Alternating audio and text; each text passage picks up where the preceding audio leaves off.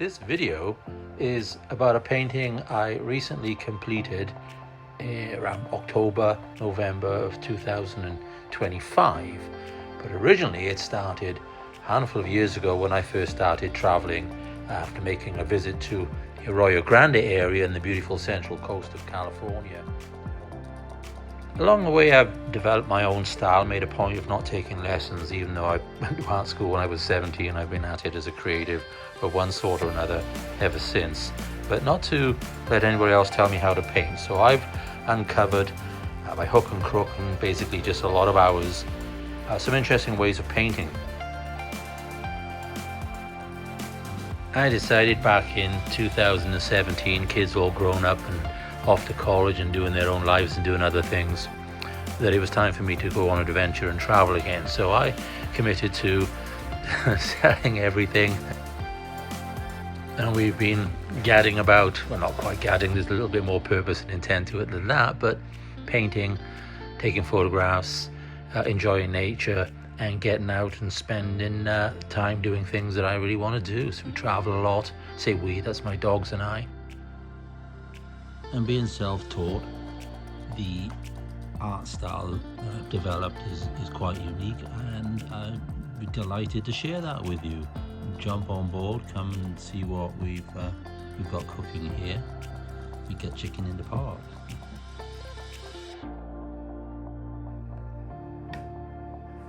It'll take 1, 2, 3, maybe 4 trace renderings, playing over the top, sometimes working with photographs, putting some traces over top of photographs that I've taken until I've got the pieces that I like. Working with brush tip pens here and simplifying the graphic as I go along, trying to eliminate any information I just don't need.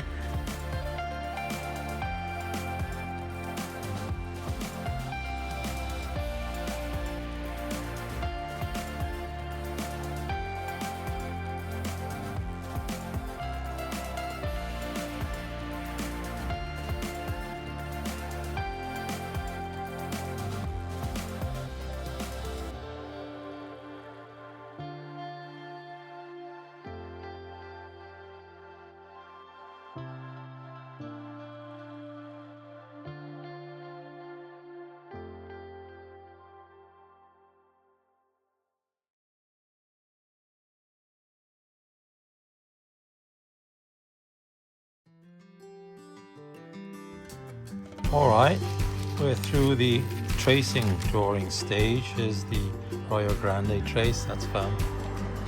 And here's the Sawtooth Canyon succulent cactus in flower. And we've turned them into vectors. This is for an illustrator right here. So I've got that thing scanned, just took a photograph of this with my phone. Then cleaned it up a little bit in Photoshop.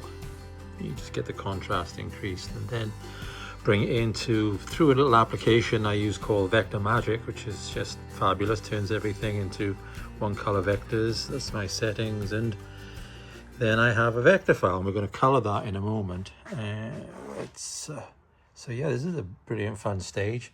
And look, we got a guest appearance. Here's one of its predecessors. And that's just a delight from the past. Got videos on this. We'll piece this all together soon, but this is a good angle. I wanted to show you the texture. That's the thing with this painting. Look at that lovely texture. You can do that because there's a heart. I always put a heart in because the black is taped off, as you will soon see, and that enables me not to have to paint in within the lines. I can just go right over the top of it. And then carry those lovely textures through from one piece to the next and have some fun, different directions.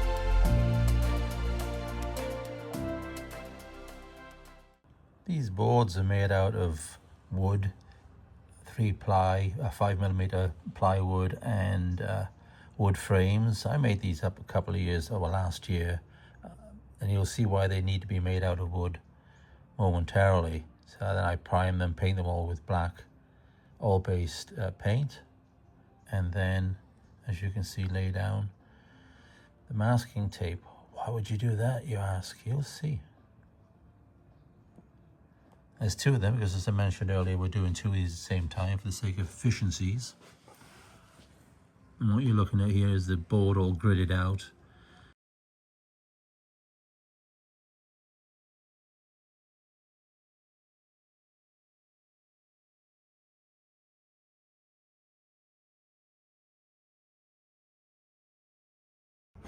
Then you have to cut every line. So what you're seeing here is me cutting away the pieces. What you're seeing is black. Pull the tape away. Those are the pieces. We'll be filling those in with paint shortly. So you cut away the pieces, making holes, what I'm doing right now. And then what's left on the board, the blue, will eventually be black, the line work. Here we go, picking that away. Not a fast process, takes about best part of a day to draw and cut, more than that, to draw and cut this stuff away. Helps if you have the projector. There, James. And there's a hole. We'll be filling that up soon. There's the whole thing cut out. Looks good, huh?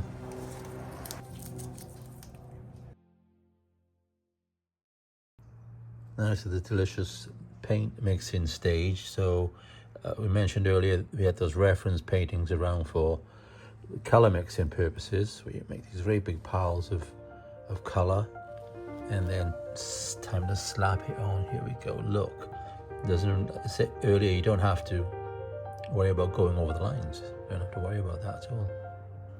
In fact, you want to ignore that, so you can take this brush stroke, or in this case using a palette knife for different surfaces. That brown bit will be rock, and this is the cactus leaf. This is the Sawtooth Canyon painted. I did a video recording of painting over in Brandy. Got a difficult, taking the tape off.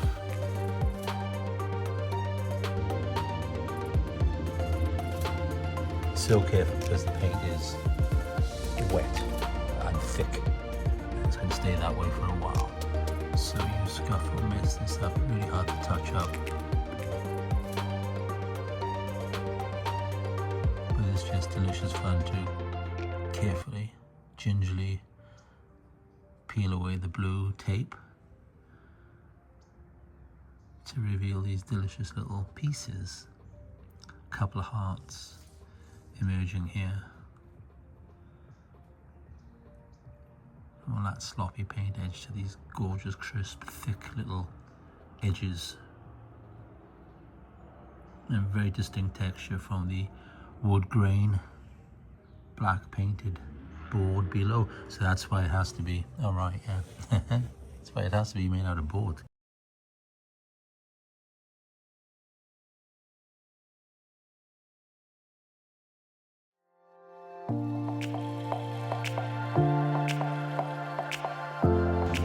Ozzy usually gets the hookup, but not every day.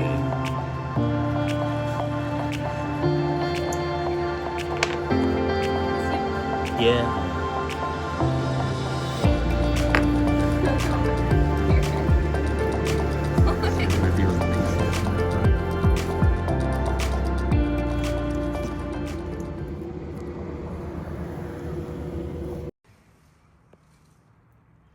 If you got this far, you must have enjoyed the video. That's terrific.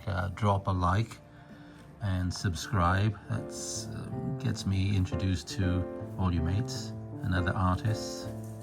And check out my website. Cheers for now. Glad you watched.